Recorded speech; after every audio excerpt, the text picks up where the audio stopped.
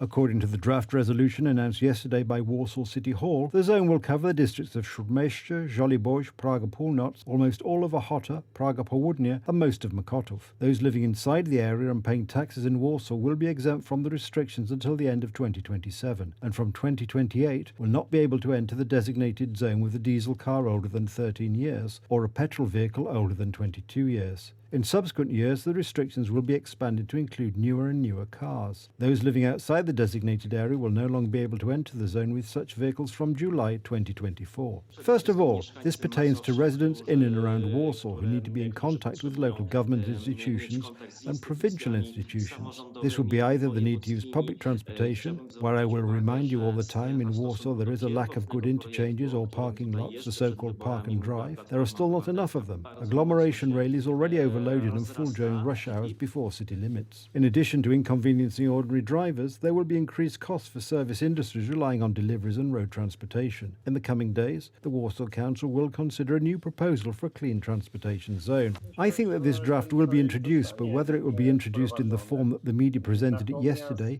it is difficult for me to say at the moment, because the councillors also have comments on this draft. There are already more than 320 clean transport zones in Europe, mostly in Germany and Italy. The first one in Poland will appear as early as the 1st of July next year in Krakow. It is questionable whether to deprive some 100,000 residents of the ability to move around the city.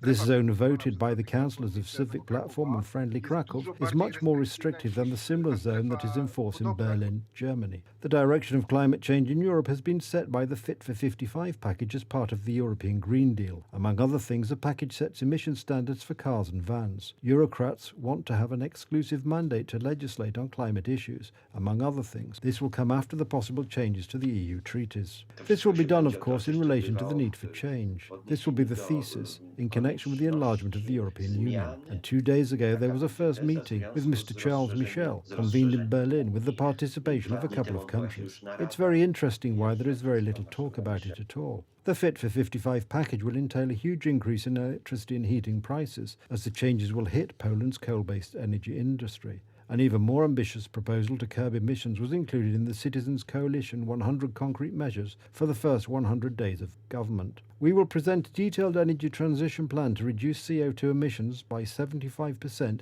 by 2030.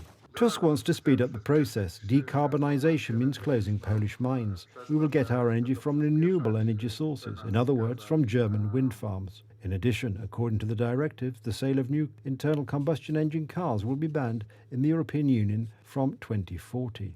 The European Union as a whole has agreed that it wants to set this bar high, that is, that in 2035 it will not be possible to buy a new internal combustion engine car. It remains to be seen whether such an official distribution policy will stand the test of time. It is known that alternative drive cars are still a big expense, much higher than conventional cars, and the common climate policy must not leave anyone overboard, that is, the poorer ones must be remembered as well. So for now we see the stick, but there should also be a carrot. The cost of the Fit for 55 package for Poland over the next few years is nearly 200 billion euros. The advent of clean air zones free of internal combustion engine cars is only the beginning of the climate transformation in Poland.